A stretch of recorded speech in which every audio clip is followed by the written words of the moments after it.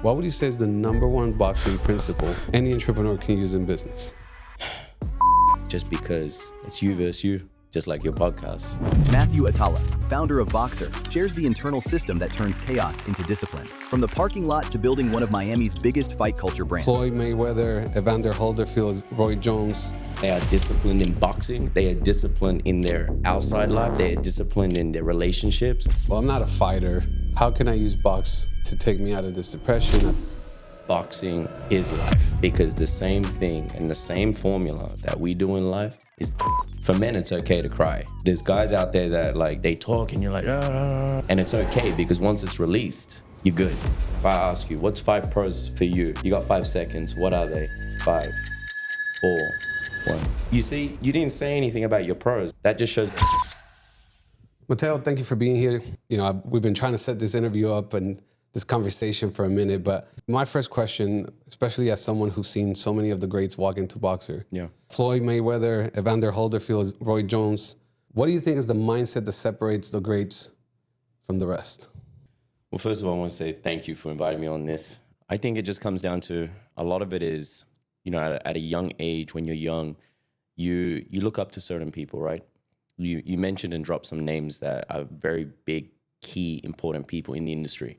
I'm not just going to even say boxing. We'll say the industry, because they're key figures in the industry that have made a lot of wealth. They've inspired a lot of people, fighters, entrepreneurs, you name it, kids.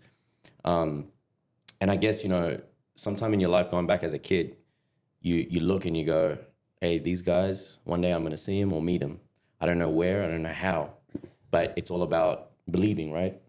And so those names that you just stated, I made a dream become a reality, because when you want something so bad at that level and you want to meet or be beside these people, you're going to do whatever it takes. And it takes years and years and years and years.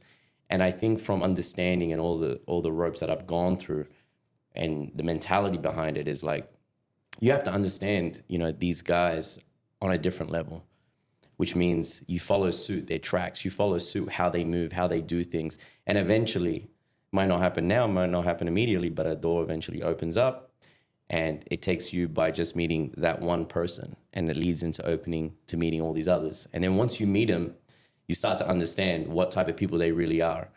And the vision I had towards them was on the money. They're good people. And the key factor of all this is they're great at what they do. People can, judge them for, how they are, or they're this or they're that. But in the end of the day, a majority of them are very humble. They're very genuine. They have their value system aligned. And that's why they are where they are. It's a blessing in disguise, like in the end of the day, like I said, dreams do become a reality, but all the names that they're very good friends of mine right now. I could just call them, pick them on the phone and just be like, hey, how you doing? I would never think that, but I knew one day it would happen, just due to the fact that I put myself in a position to try and get to that level, to understand what type of people I'm dealing with. I'm gonna let you know on something, right? Because we're on this topic, and you mentioned Floyd Mayweather. Do you like Floyd?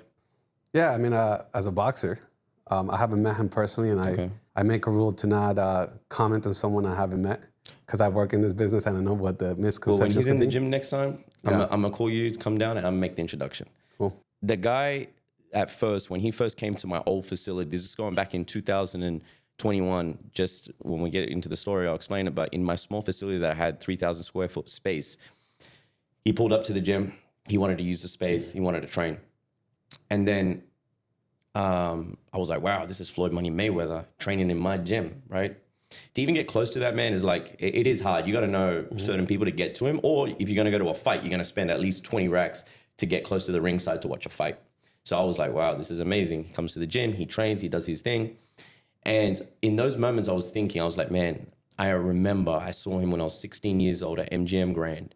He was watching a fight against Roy Jones Jr. and Antonio Tarver. When Roy Jones Jr. got knocked out, had his gray suit and everything. I met him and I said, one day I'm gonna meet you.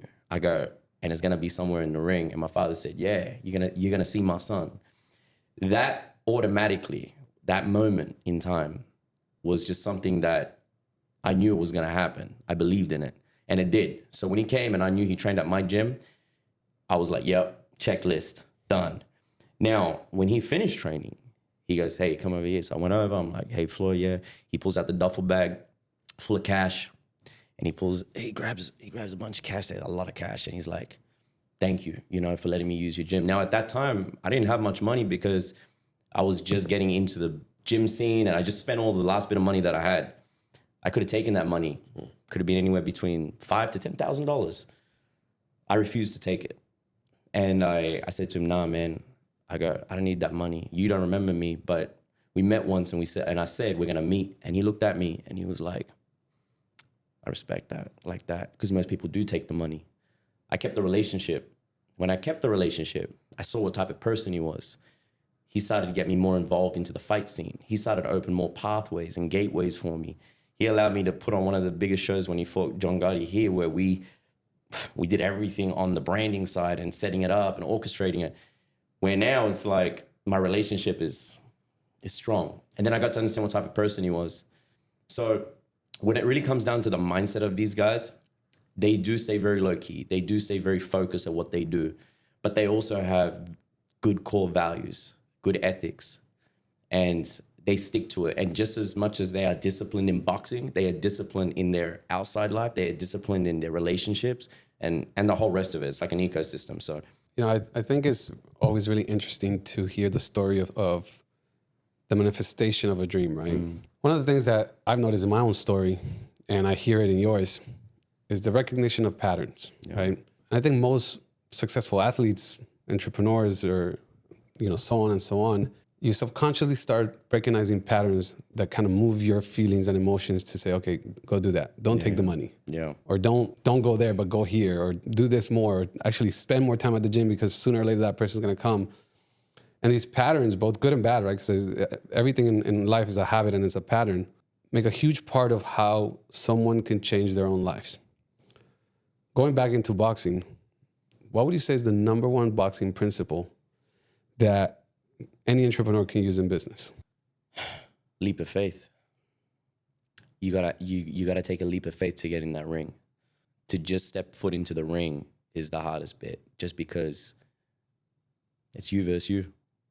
Realistically, it is, just like your podcast. So, when you're not in a team sport here, you don't have backup. Even though you may have a coach, you have a manager, you have a promoter, you have a cut man, you have your fans. No one's saving you, right? So when we speak about how that would relate to the business world, you want to be the best in your field, you have to take a leap of faith, because you just don't know what could come out of it, And that's the first step, is just being able to step foot in that ring and just reflecting on the fact that, I put my hat off to guys that I had a big event, and I had a big event about a month ago at my gym where I had firefighters, police officers, agencies fight against each other for a good cause, put on a big show for 2 days. And a lot of those guys were nervous as hell to get in there and just step in there. They didn't perform at their best, but they came out and they were just smiling. They gave me a hug and they're like, man, thank you so much for that opportunity. I have my kids watch me and they look at me as like a hero now. Just by them doing that, it's like win or lose, respect. And that's the same thing that applies in business. If you're able to take that leap of faith and apply it with the right mindset, hey, the people in that room are going to look at you and go, all right, you got a bit of work to do, but I respect you for taking that, Yeah. It's the same sort of principle. You've mentioned before that boxing saved your life. Yeah. For someone watching who says, well, I'm not a fighter, how can I use box to take me out of this depression, out of this situation I'm in, out of the way that I'm having my internal you versus you battle? Well, when it comes to something like that, on the terminology of boxing saved my life, I use that very frequently because I knew nothing else except for boxing. I was part of a PAL program, Police Athletic League. It's the police that they put a gym together, they take kids off the streets, all that type of stuff. They put them into a program. I was in it. I didn't know anything else, but I found it to become my best friend, my ally. I could release frustration, and I also had a hearing impairment at a very young age. But I found to work on other senses that I had in my body to use to my advantage, so I could compete at a high level, not knowing that I would be good at it. And it kept me away from a lot of problems that was going on at that time. Now, throughout that time, boxing is life, because the same thing and the same formula that we do in life is the same thing in the ring, but just in a sport. But you still have to follow the same principles and key aspects, which is the discipline, the motivation, the consistency, the belief, the faith, having that risk-taker attitude all the time, because in the end of the day, it doesn't get slower, it gets faster, it gets harder. And it's the same thing we apply in business. So that's why Canelo says all the time, like, boxing is life. Another trait and pattern that I've noticed in my life is obsession, right? Yeah. The obsession of when you are into something, thinking about the what if all the time. Yeah. Right? I think that's something that I share a lot when I speak on conferences and when I speak to kids about redefining your curiosity. Because in redefining that curiosity, what you end up finding is that everything that looked impossible was just a story. And then you can ask yourself, what if? What if I'm the guy who gets to beat Floyd Mayweather at whatever? You know, what if I'm the guy that gets to build the biggest gym or the biggest music company? And I think that when you get in the ring, and in my experience, which I'm far from being any half-ass good a boxer, but the few times that I've had to get in there, the first thing that kicks in is fear, right? I think anybody who's not trained to be a boxer, the moment you get in that ring. What do you think it is? What do you think is it right before you get in the ring, you feel that fear factor, or is it as you get in and you're just about to begin? From my personal experience, I think the first trigger is, am I ready enough? Am I prepared enough? Okay. Which is funny because it mirrors life, right? Am I prepared enough to go? Because I've developed enough patterns of risk-taking, I'm like, who cares if I am, right? Once you get in and you're strapped with those gloves and you look at your opponent, same thing as life, the first thing that kicks in is like, am I actually going to be able to beat this person or take a hit from this person? This person might knock me out. Yeah. Which is the similarities again to life. You look at the problem and the wall, success looks really far, or the wall to overcome is really big. And I think once you start boxing, at least for me, it becomes tunnel vision. Yeah. Right? And now that tunnel vision in my case was either defend or attack. But it was very tunnel vision. It was like, oh, he's coming. I'm moving myself because I ain't gonna get hit. Or, okay, he come down, he stepped off me. Now what am I doing? Yeah. But the fear factor's there. The nerves are gonna be there. The nerves are there like any other sports, just like, you know, about to race or and whatever. You're also worried about like your performance, right? Yeah. Because you want to perform on that high level. Exactly. I think that's for someone like me that's such a top level competitor in anything. I think that was the most frustrating part. Yeah. It's also the motivator, but it was the frustrating part the first couple of times as I started like getting to any physical sport. It's like, man, you know that I'm not gonna be as good as this guy. Like there's a limitation to my body of that. But the drive to do it pushed my body, you know, further than what I thought I would last in the ring with someone. Yeah. And the guy that trained me, you know, not only does he do boxing, but he's like special arts, special martial arts. He does, you know, he was like a French special forces. So this guy boxed, but in the middle of boxing, he's just, he starts throwing a bunch of other things that you were not. It's like, I see this left kick that just came out of nowhere, knocked me out. So there's a couple times, there's 2 times actually, where he knocked me out. What did it do for you? I'll tell you the truth, the first time I didn't even know what happened. I didn't even know where the punch came from. I just remember being on the floor and be like, but you know what? That's the same thing in life too. Yeah. It's gonna come from left field, like out of nowhere all the time. But it's just a matter of how bad you come back, how do you readjust, you know, same thing. Yeah, no, that's what it was. And I remember coming home that first day and saying, okay, that's what it feels like. And I was glad that it happened the first time because then the fear is gone. You know, because you normally, again, like in life, you end up thinking that everything's going to crumble. It's like, that wasn't that bad.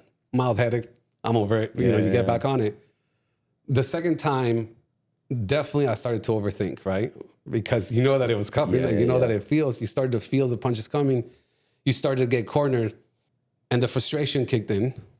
That's where you make mistakes. And I made a mistake. Yeah, and you get and caught. I got it again. And that second time, though, but again, it's what I loved about boxing, honestly, or any sport is that internal battle, which is such a huge part of why I started You Versus You, because, you know, as you start accomplishing your dreams and your successes and all these things, you start realizing that your ideas about life are a lot to do with your filter. Yeah. And I say that here all the time, which is that, you know, I could drink the same water. We'll both drink the same water. You might think it's amazing. I might think it sucks. The water never changed. Yeah. It's just how we perceive everything. And that's how we're living life. And because we perceive everything based on that filter, so much of our battle, it is us. We psych ourselves out. We stress ourselves out. We intake, oh, that person's bad, to your point of the criticism on so many of the celebrities or even artists. I tell people here all the time, you know, the courage it takes for someone to put their emotions out to the world. That's what an artist is doing every single day. Yeah. Like great artists embody this emotional feeling that they're having some of their times, their worst times. Yeah. And then are willing to say, here, I'm going to share it with you, even though you're going to criticize it. Like that takes balls. Takes balls. Yeah, it does. You know? It does. And what you guys do, knowing that you're going to go there and you're going to physically put your body through the worst of the worst strain, you know, to leave with your face looking all bruised up and still say, hey, I'm going to go out there and give it my best. I'm going to get up after I had a bad fight. I'm going to get up and keep fighting. And it's such a mental battle. And that leads me to my next question. You found out you were good at boxing. You did your own personal training. What led you to create a community that ultimately became a business? Mm-hmm. And what would you say is the best advice for someone who's starting a business in an era where community is everything, who says, I don't know how to embody this group of people to follow my thesis about my business or my life? It's actually pretty simple. Don't be something that you're not. Be genuine as fuck. Like just be straight about it. Don't go left, don't go right. You go straight down the middle, because more people they'll look at you, they'll read you, they'll watch your movements, they'll see the way you talk, they'll see the way you handle situations. All of that is based off the type of person you are. So before you even enter into a business, you got to have some self-reflection on yourself, whether you're built for this or you're not. Or you got to get your shit together and like really, really just lock in. And I say this to my team a lot, that you gotta own up to your wrongs, man. Like you have to own up to them. Everybody wants to talk about their pros. Like right now, if I ask you, what's 5 pros for you? You got 5 seconds. What are they? 5, 4, 3, I have a whole list. 2. Yeah. All right. Yeah. What are 5 cons that you could say about yourself? 5. Not feeling enough. 4, 3. Feeling like 2. I can 1. Do more than what I'm doing. There you go. Okay. You see, you didn't say anything about your pros. Yeah. But you spoke more on your cons. That just shows what type of person you are. Most people will go, all right, well, I look good. I'm a fighter. I take care of my family and this, that, whatever. They'll keep going down the list. But when you ask them about their cons, they got to take time to think about it. Now, if you're turning your cons into pros, you're moving up the ladder. You're already a step ahead. It's not even about making money at that point. It's about self-reflection on yourself. And our goal is to find problems and find the solutions quickly. Not just allow the problems to come to us. Because you can sit there all the time and just wait for it to come. But in business, you need to find all the fucking little problems and all the gaps so you can seal them up quick, because you want it to be perfect, because you're a perfectionist, right? Yeah. You love things to look a certain way. So it's the same thing when you want to build a community or a culture. And this question was frequently asked, even on a daily basis. I go, what's the hardest thing that you ever encountered with building BOXR? Building the community, building a culture. Now, I originally come from Sydney, Australia. It's a different culture. It's a 26-hour flight across the other side of the world, down near Antarctica. So it's probably the safest place in the world if something was to kick off. But I was fortunate enough to grow around kids from all regions of the world, like from every country. And I got to understand different families and religions and stuff like that. So being based around that at a young age, I understood it. I understood what culture and community was all about. And being forced into the PAL program to be amongst all these different kids, you know, it was challenging, but it was also fun, because like the guys that were next to me were maybe from India. I got to learn their culture, you know, or this guy on the left was from Italy. I got to learn how they speak fucking Italian. So I took that, brought it here, but I realized I was at a point in my life where I'm stuck, where we get to a point in our life where we're stuck, we don't know what to do. But we go back to the core thing of what we're great at. And we find different paths or different avenues. And I'm sure you have too, right? Like you've probably gone and done other things rather than what you've created, thinking that was the way. But it always brings you back to the beginning of what you learned. And when I had that moment, I realized I got to go from thinking differently about myself and about just me making money, rather than providing value and then let God do its work with these people to get me to where I need to get to. And if I get blessed, I get blessed. If I don't, then that's cool. But at least I'm doing what I enjoy. I'm doing what I love, and I'm doing what I'm passionate about. And I'm also taking a risk on, rather than me allowing the world to think that they owe me something. Nah, I gotta cut that shit out. I gotta get more open-minded. I gotta be more friendlier. I gotta do the right thing. I cut all those bad habits out. I come in. I'm gonna go from a fighter to teach. Why not? I've never taught before. This was only 5 years ago. I don't know what it's like to teach. I don't know if people are gonna take me seriously, but I'm willing to try it. And I'm willing to try it in a time that was the hardest times, like in COVID. And I did it in parking lots while everyone's locked up in their apartments. All you hear is, you know, 1, 2, 3, 1, 2, 3, left hook. All right, let's go, work, work, work, work. So when people hear that and they see that, they go, damn, who's this guy, right? They go, oh, this is this Australian guy, man. No one knows of him. And everybody watching, everybody's seeing something unique and different. Now, did I anticipate that? No, I was actually just doing something to help people learn a craft that I believe that is necessary, that people should have under their wing and under their belt, because you just never know at any given time, whether it's in life, maybe you need to protect your family, maybe it's your colleagues, maybe it's your girl, maybe you want to fight one time. It could be multiple different reasons. But I have something that I need to test myself and see if I'm capable of doing. It's a risk. Now, did I ask these people for money? No, I didn't ask them for money. I did it complimentary, not free. Because when I comped it for them, I did it to go, well, hey, you let me know what you think my value's worth. I don't know what my value's worth, because I really didn't. I just know that I'm testing myself.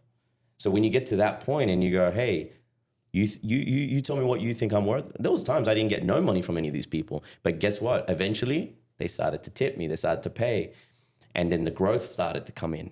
And then the culture started building. And as I kept building it, from just regular people, it started manifesting and building into high-level profile clients. But from that, I taught myself how to build a network relationship. And throughout the network relationship, it went from, let's say, a Hispanic guy, a black guy, an Asian guy, this guy, that guy, boom. It just spread wide because I allowed the doors open. I genuinely wanted to help. I genuinely have something to give that is different and unique. And that's what differentiates greats from the rest. It's how unique you are. It's how freakish like you are. And so I found an opening. Whew, I went straight through it. When you do that and you do it with honesty, integrity, people believe you. People will follow you till the end. People will salute you all the time. People will do anything for you. You could do that. You could build anything. You could build a brand. You could build a multi-million-dollar business. You can have everything that you entail. It just comes down to your attitude and what values you really acquire for yourself before you go into it. You could be the best mitt man in the world and do mitts for Floyd Mayweather. I've seen it. But bro, they ain't building out $1 million company like what I did. They're not. So it just comes to mindset. What would you say was your biggest challenge going from an entrepreneur with an idea to a CEO? Yeah. I didn't even picture myself being a CEO, to be honest. I pictured myself to be like one of the great trainers of this generation, the youngest and hungriest coach of this generation in boxing, because I taught myself so many different things that usually coaches in this generation are usually in their 50s and 60s. I'm in my early 30s and I'm holding mitts for David Benavidez, Ryan Garcia, all the biggest names. It's there. And I've worked with them for camps. I've created multiple world champions already under my belt. But as you grow, you start to get more confident in your environment space. And then you see a bigger picture and you're like, hang on one sec. Do I want to be here in this seat? Nah, I'm itching to go to the next seat. I'm itching to go to the next seat. I want to keep elevating. I don't want to sit still. When I realized that, I'm like, with me not thinking that I would be in this position, then I'm gonna go all in. I'm gonna go all out on this stuff. I'm gonna be CEO of this company. I'm gonna pull in that money. I'm gonna take a risk, and I'm gonna keep leveling up no matter what, and see where it takes me. Just go with the flow, but stay on the same wavelength and keep my feet on the floor. I'm not lifting them up. Because if once I do, I'm going backwards. I'm not going forwards. So I feel like I landed in that seat from the hard work, but not anticipating that I would, if that makes any sense.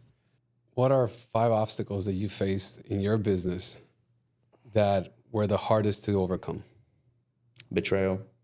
Let's talk about that one first. Why?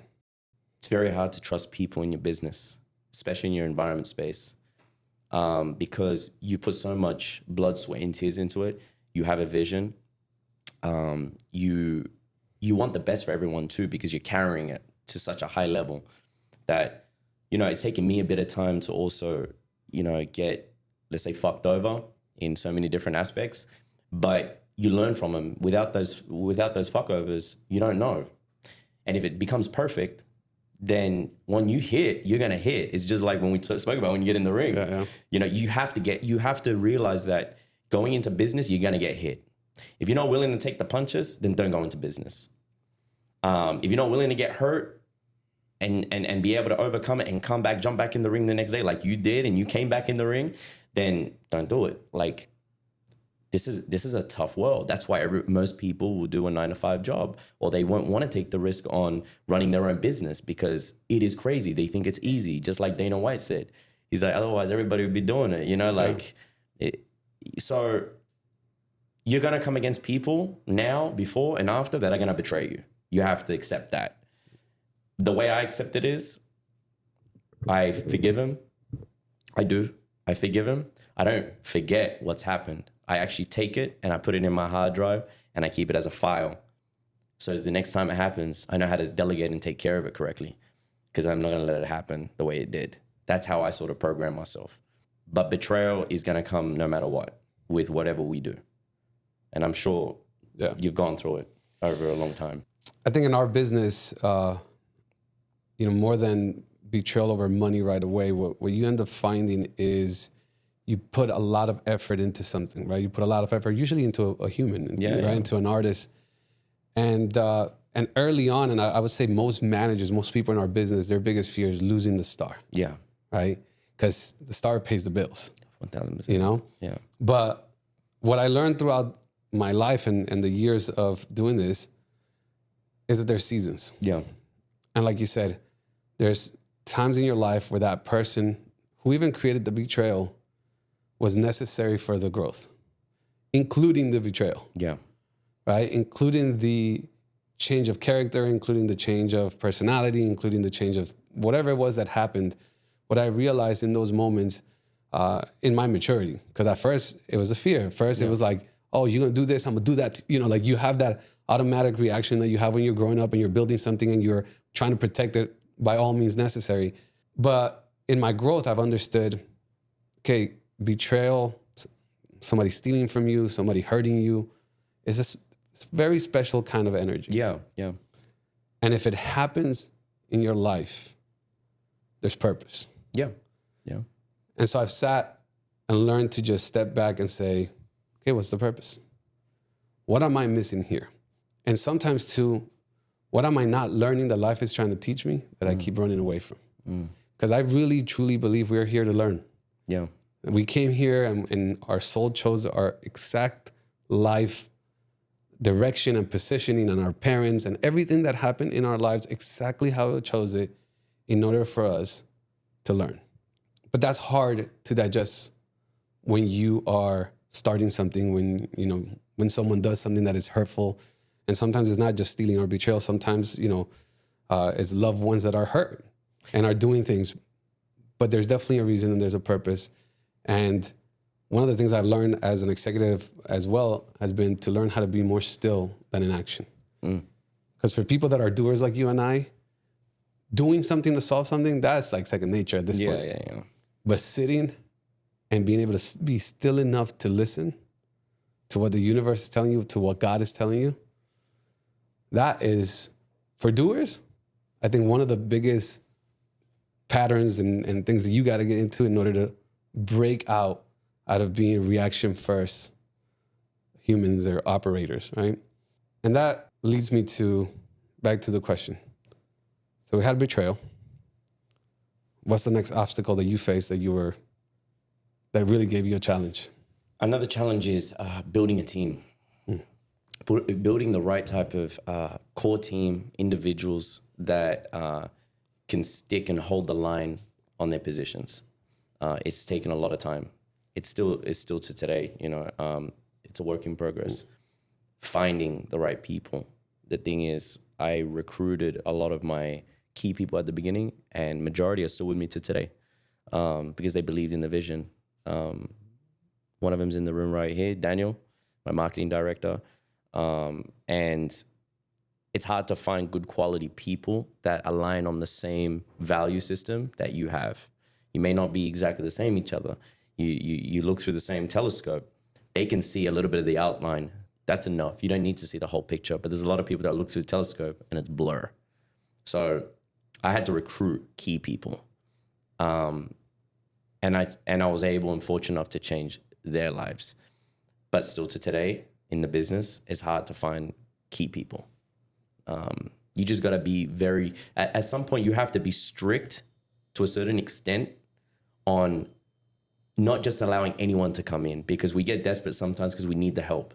But you know what? Don't get desperate about it. If you got to put in a little bit more extra, then put a little bit more extra until that shining star does come, because it is worth the wait. That's what I believe from what I learned. Third struggle that you faced. Third struggle I faced. My own personal life. There's no personal life. Building, there's no personal life. I struggled with it for a little bit, but I accepted it. And then not being able to do the things I like to do, which is, I love my training. That's something I can't let go. I try to get in as much as I can. And when I do, I have my brother Daniel film content, so we need it. Yeah. But I wish I had more time, because then I could go into a program like I'm getting ready for a fight again. Now, when I train like I'm going to war. But I wish I could have a better schedule to my training. Mm-hmm. The problem I got is I put everyone first. I make sure everyone eats first. I make sure everybody gets taken care of first. I don't know why. Maybe it's just built inside of me. But without me taking care of them, if I'm not there to take care, who else is going to take care of them? And then I'm a big problem. I like to solve problems. I like to find the problems because I'm a perfectionist. I like things done right. So by me indulging myself into this, I'm forgetting about the rest, And I see you smiling because No, so my spiritual leader told me, Lex, no one needs saving. Yeah. And it hit me like a hammer because, generally as a leader, everything you just described is what I would say most leaders struggle with, right? Because you generally are interested for your team to benefit. You want the business to grow. And I will tell you, talking about being a CEO, is the reason why I decided to step down. Because I started to realize that this idea that I have, that in me doing everything else is the way I'm going to grow, it's just a story I was telling myself. Yeah. That the reality is that everything that we have is a gift. Yeah. And all we are doing is just being a good shepherd of that gift. But we genuinely, this idea that I deserve this based on my hard work comes from an idea that you never had it to begin with. And I believe the opposite. I believe that I am whole, that I am not missing anything, that I don't need anything to change in order for my life to be settled. And I learned that by hitting the wall so many times and struggling with what you're talking about so many times, and finally saying to myself, this idea of how I've been living my life with pain and suffering as the main motivator to grow. And even in happiness, not enjoying even the moment because I'm thinking about the next moment already. Yeah. Like so many of my awards, so many of these things that I accomplished, I didn't even take a second till I say, dude, I just did that because I'm already into the next thing. Yep. And it was like stepping back and saying, this is a story. Everything is, my mind doesn't know the difference between truth or false. It just knows what I tell it. And I've been telling it that this is what happens when you become successful. Yeah. But if one thing we know from doing sports, from doing anything else, the only way you get better is if you get better. You can have the best trainers in the world. You have the best psychologists in the world. You can have the best of everything. If you are not okay, if you are not straight here, you're gonna get in that ring, you're gonna get knocked the fuck out. Oh, yeah. And that's when I understood me comes first, me comes second, me come third. And the better I am, the better father I will be.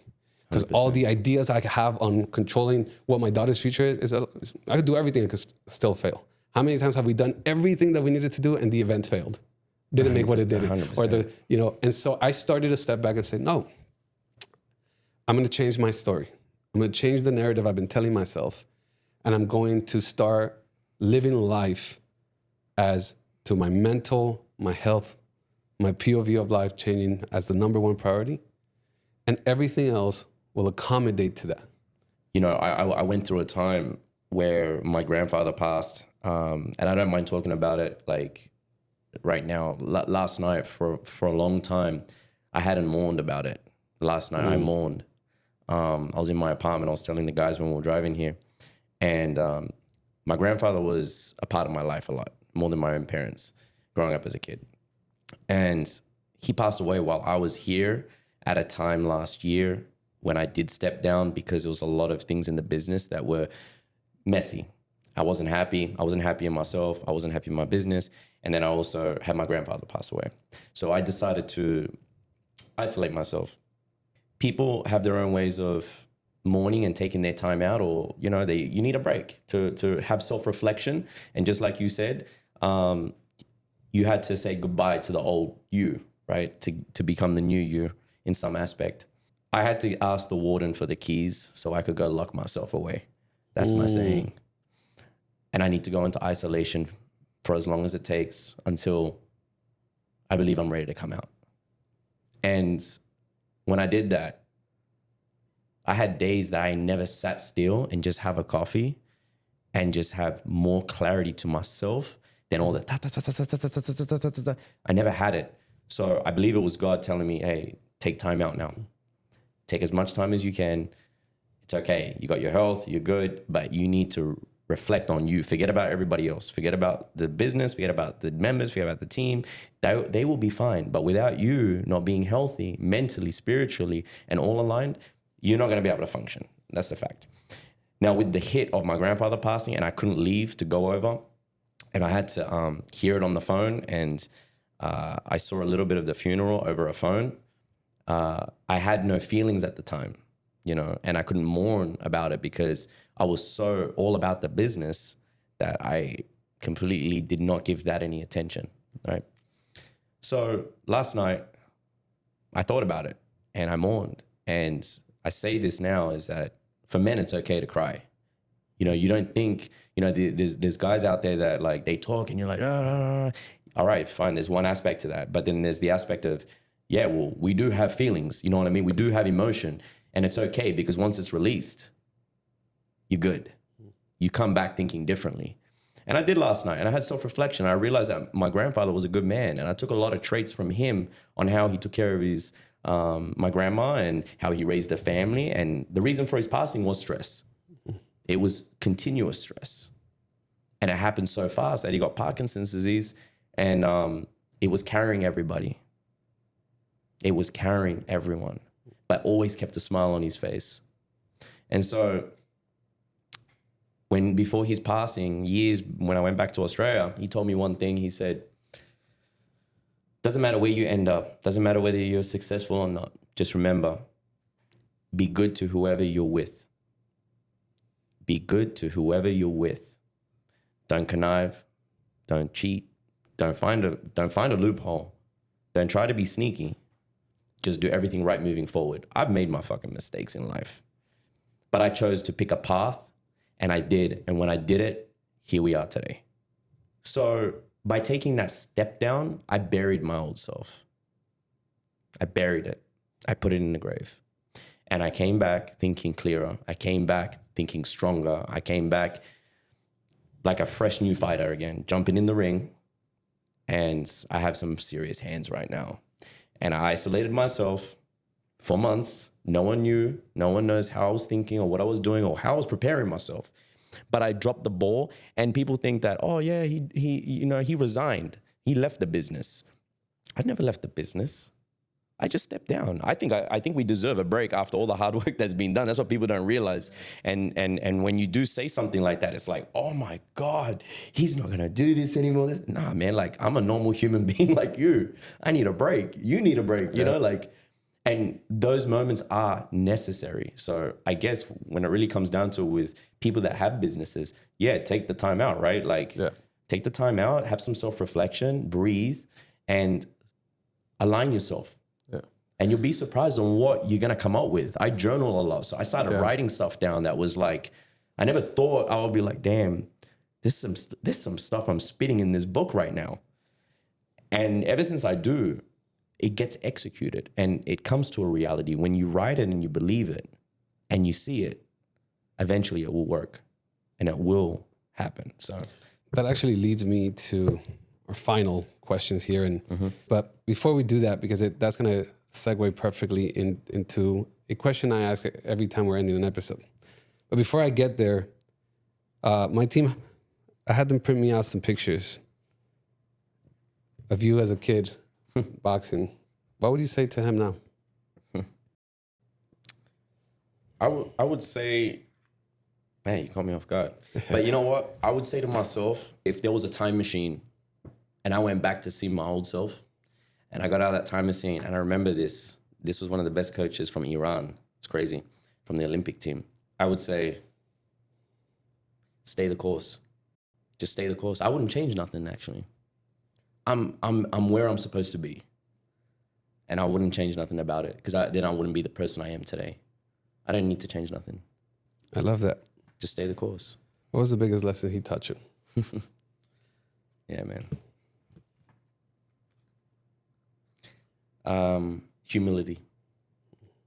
Humility to the woman I'm with, humility to the family I end up having, humility to everybody that's around me.